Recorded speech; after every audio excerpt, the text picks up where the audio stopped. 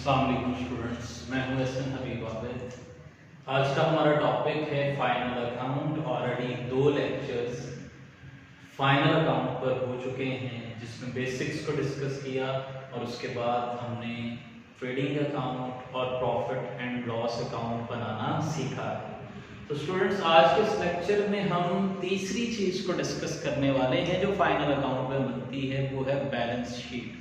Balance sheet हम क्यों prepare करते हैं और किस तरह से प्रिपेयर करते हैं, तो इस पर हमने आज डिस्कशन करनी है। तो स्टूडेंट्स, फाइनल अकाउंट के अंदर आज हमारा टॉपिक जो है फाइनल अकाउंट, इसमें हम डिस्कस करने वाले हैं बैलेंस शीट।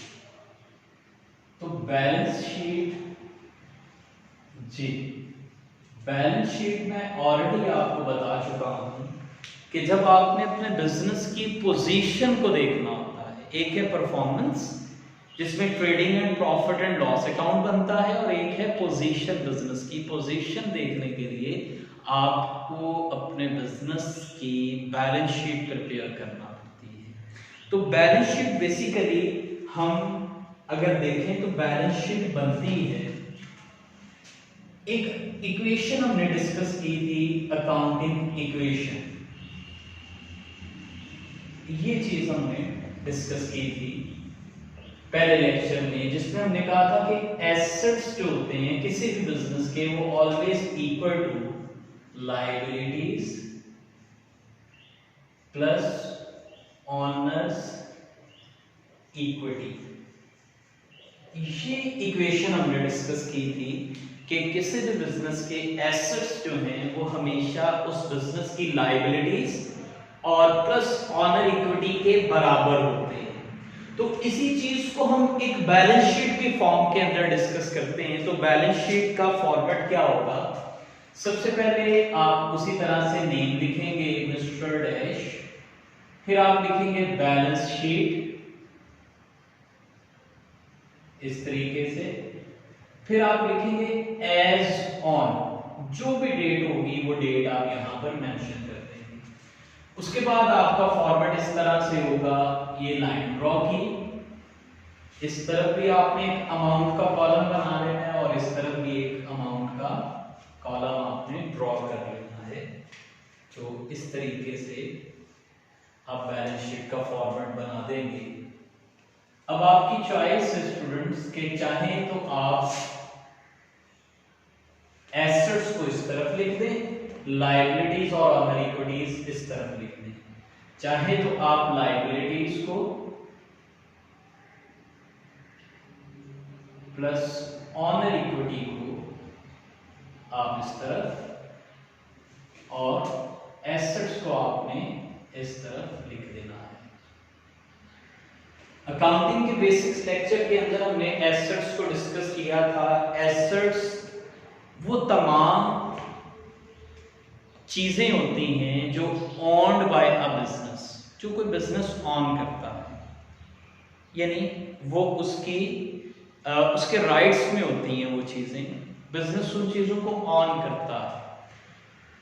वो चीजें कुछ तो ऐसी होती हैं जिनका period of benefit with in a period of 12 month exhaust हो जाता है, और कुछ ऐसे होते हैं जो 12 मंथ से ज्यादा के लिए आपको बेनिफिट देते हैं। तो इन्हीं बेसिस के ऊपर एसेट्स को कैटेगराइज्ड किया गया है। उनको ग्रुप फॉर्म के अंदर आपने बैलेंस शीट में जो एक ग्रुप से रिलेटेड एसेट्स होते हैं उनको आपने तरतीब से लिखना होता है। तो किस तरह से आप बैलेंस शीट प्रिपेयर करेंगे, एसेट्स कौन कौन से लिखने हैं, वो मैं यहाँ पर पहले डिटेल्स देता हूँ, फिर उसके बाद हम एसेट्स को डिस्कस करेंगे कि कौन से एसेट्स करंट है, कौन से एसेट्स फिक्स्ड है, उस पर हम डिस्कशन करेंगे। तो एसेट्स में सबसे पहले आप हेडिंग देंगे, यहाँ पर आप लिखेंगे फिक्स्ड एसेट्स। ये आपके फिक्स्ड एसेट्स हैं। फिक्स्ड एसेट्स में आपके पास कौन कौन से एसेट्स आ सकते हैं? सबसे पहले लैंड एंड बिल्डिंग,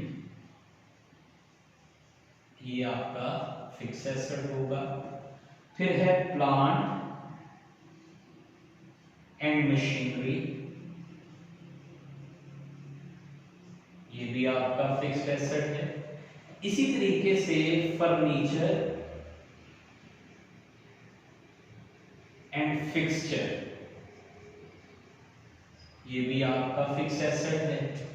फिर इसी तरीके से आपके पास है फ्री होल्ड प्रॉपर्टी है, ये भी आपका फिक्स एसेट्स है। इसी तरह से आपके पास गुडविल आ सकती है, ये भी आपका फिक्स एसेट होगा। फिर उसके बाद आपने हेडिंग देनी है current assets. Current assets,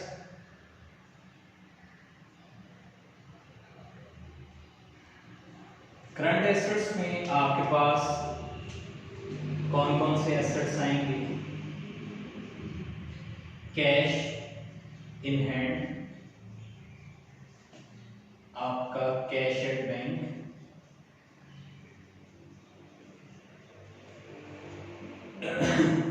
closing stock,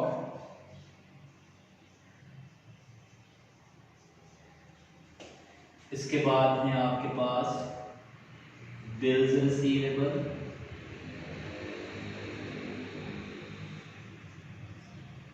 फिर है आपके पास सन्ड्री डेटर्स,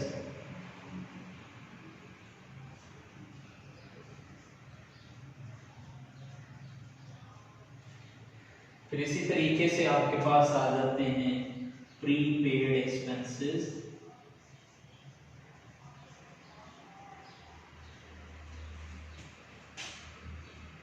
ये तकरीबन आपके करंट एसेट्स होते हैं। तो ये करंट एसेट्स की लिस्ट है। इस तरीके से आप एसेट साइड पर इन तमाम एसेट्स को आप यहाँ पर लिखेंगे और लायबिलिटीज और ऑनर इक्विटीज को आपने इस साइड पर लिखना है। हेडिंग देंगे आप यहाँ पर, सबसे पहले आपके पास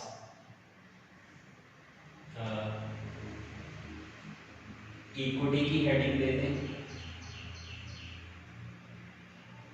ऑनर इक्विटी, इसमें आपने सबसे पहले कैपिटल लिखना है। कैपिटल जो होगा, the amount which is invested by the owner, जो ऑनर ने इन्वेस्ट की है वो अमाउंट आपका कैपिटल होगा। उस कैपिटल के अंदर आपने जो नेट प्रॉफिट, लास्ट लेक्चर में हमने डिस्कस किया, जो नेट प्रॉफिट आपने गेन किया था प्रॉफिट एंड लॉस अकाउंट के अंदर, उस नेट प्रॉफिट को लाकर आपने इस कैपिटल के अंदर ऐड कर देना है, ऐड नेट प्रॉफिट। अगर नेट लॉस आता है तो वो यहाँ ऐड होने के बजाय यहाँ से क्या हो जाएगा, लेस हो जाएगा। तो आप यहाँ पर नेट प्रॉफिट को ऐड कर देंगे। नेट प्रॉफिट को ऐड करने के बाद अगर ऑनर ने बिजनेस से कोई ड्राइंग्स की हैं, विड्रॉ करवाई है अमाउंट या गुड्स, तो वो भी आप यहां से माइनस कर देंगे ड्राइंग्स को। और अगर ऑनर के कैपिटल पर कोई इंटरेस्ट बनता है तो उस इंटरेस्ट ऑन कैपिटल को आप यहां पर ऐड कर देंगे। अगर आपने कोई इनकम टैक्स वगैरह पे किया है तो इनकम टैक्स को आप यहां से लेस कर देंगे। तो ये आपके पास कैपिटल का बैलेंस आ जाएगा। तो इस तरह आपने अपना इक्विटी का पोर्शन पहले मुकम्मल करना है। इक्विटी में कैपिटल लिखेंगे, add net profit less drawings plus interest on capital और माइनस क्या करेंगे, इनकम टैक्स। फिर इसके बाद आपने नेक्स्ट हेडिंग के अंदर यहां पर लिखना है आपने long term liabilities. Long term liabilities के अंदर आपने लॉन्ग टर्म लॉन्स को डिस्कस करना है। मोस्टली लॉन्ग टर्म लायबिलिटीज आपकी वो होती हैं जिनके साथ परसेंटेजेस मेंशन होती हैं। आपने उन परसेंटेजेस के साथ वाले जितने भी लॉन्स होंगे जिनका आपका रीपेमेंट का पीरियड 12 माह से ज्यादा होगा, वो लॉन्ग टर्म लॉन। तो आपने उन लॉन्ग टर्म लॉन्स को यहां पर मेंशन कर देना है। वो बैंक लोन हो सकता है, लोन फ्रॉम बैंक, ठीक है। इसके अलावा कोई भी लोन आपने फॉर लॉन्ग टर्म पीरियड लिया होगा तो वो हो सकता है। उसके बाद आप यहां पर हेडिंग देंगे करंट लायबिलिटीज। करंट लायबिलिटीज आप यहां पर लिखेंगे। करंट लायबिलिटीज में आप मेंशन करेंगे आपके पास वो वाली लायबिलिटीज जो आपने with in a period of 12 month आपने उनको रीपे करना है, वो आपकी करंट लायबिलिटीज हैं। जैसे सन्ड्री क्रेडिटर्स हैं,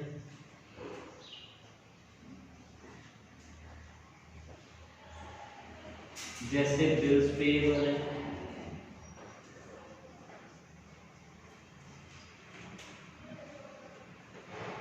ठीक है। इसी तरह बैंक ओवरड्राफ्ट है,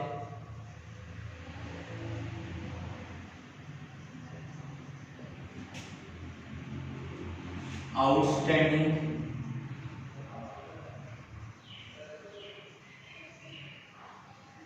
एक्सपेंसेस हैं। तो इस तरह की आपने करंट लायबिलिटीज यहां पर लिखनी है लास्ट में। तो ये कुछ डिटेल्स है उन चीजों की जो बैलेंस शीट में लिखी जाती हैं। लास्ट में आप टोटल करेंगे तो आपका टोटल हमेशा इक्वल आना चाहिए, क्योंकि हमने अकाउंटिंग इक्वेशन में पढ़ा है एसेट्स और always equal to liabilities plus owner equity. तो ये हमेशा आपस में क्या होते हैं, दोनों साइड्स इक्वल होती हैं। अब जो आपके मतलब एसेट्स हैं इसको हम बेसिकली कैटेगराइज करते हैं दो हिस्सों में। एक तो करंट एसेट्स और एक आपके पास है फिक्स्ड एसेट्स। देखिए स्टूडेंट्स, जो करंट एसेट्स होते हैं, करंट एसेट्स या तो इन फॉर्म ऑफ कैश और रेडीली कन्वर्टेड इनटू कैश, या तो वो कैश होंगे या उन्हें फौरन 1 साल के अंदर अंदर 12 माह के अंदर अंदर कन्वर्टेड इनटू कैश, कैश में कन्वर्ट कर सकते होंगे, वो आपके करंट एसेट्स होंगे। जबकि फिक्स्ड एसेट्स क्या होते हैं, जो आपका बिजनेस ऑन करता है लेकिन ये एसेट्स इनका पीरियड जो होता है ये 12 मंथ से ज्यादा का बेनिफिट का पीरियड होता है। जैसे मैंने यहां पर लिखा लैंड एंड बिल्डिंग, वंस आप परचेज करते हैं तो सेवरल इयर्स तक आपको ये बेनिफिट देते रहते हैं। Plant and machinery, furniture and fixture, और इसी तरह आपके पास फ्री होल्ड प्रॉपर्टी और गुडविल जो है ये आपका इंटेंजिबल एसेट है। टेंजिबल जो फिजिकल एग्जिस्टेंस रखते हो और इंटेंजिबल जो फिजिकल एग्जिस्टेंस ना रखते हो। तो गुडविल भी आपका फिक्स एसेट्स है लेकिन इंटेंजिबल एसेट्स है। तो ये दो तरह के एसेट्स हम डिस्कस करते हैं। जो करंट एसेट्स हैं इनका जो पीरियड आपने ज़हन में रखना है वो विद इन 12 मंथ होना चाहिए। इसके बाद ये एग्जॉस्ट हो जाए। और जो फिक्स एसेट्स होते हैं इनका पीरियड जो होगा वो मोर देन 12 मंथ होगा, ठीक है। और जो लायबिलिटीज होती हैं, लायबिलिटीज लाइबिलिटीज भी मेनली तो दो तरह की लाइबिलिटीज है हमारे पास, एक है करंट लाइबिलिटीज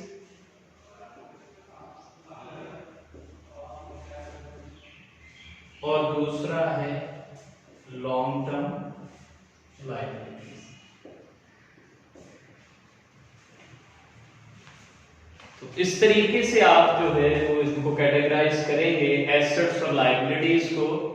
जो लाइबिलिटीज है मैंने बताया कि करंट लाइबिलिटीज भी हैं और लॉन्ग टर्म लाइबिलिटीज भी हैं। करंट लाइबिलिटीज जिनका रीपेमेंट का पीरियड आपका विद इन 12 मंथ, आपने 12 माह के अंदर अंदर इन लाइबिलिटीज को रीपे करना होता है, जबकि लॉन्ग टर्म लाइबिलिटीज को आपने 12 मंथ के बाद ही जाकर पे करना होता है, तो वो आपकी लॉन्ग टर्म लाइबिलिटीज होती हैं। तो इस तरीके से आप बैलेंस शीट के अंदर इन्हें लिखेंगे।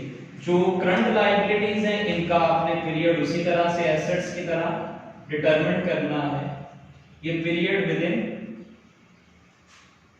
12 मंथ होगा। और जो लॉन्ग टर्म होंगे इनका पीरियड आपने मोर देन 12 मंथ कंसीडर किया है।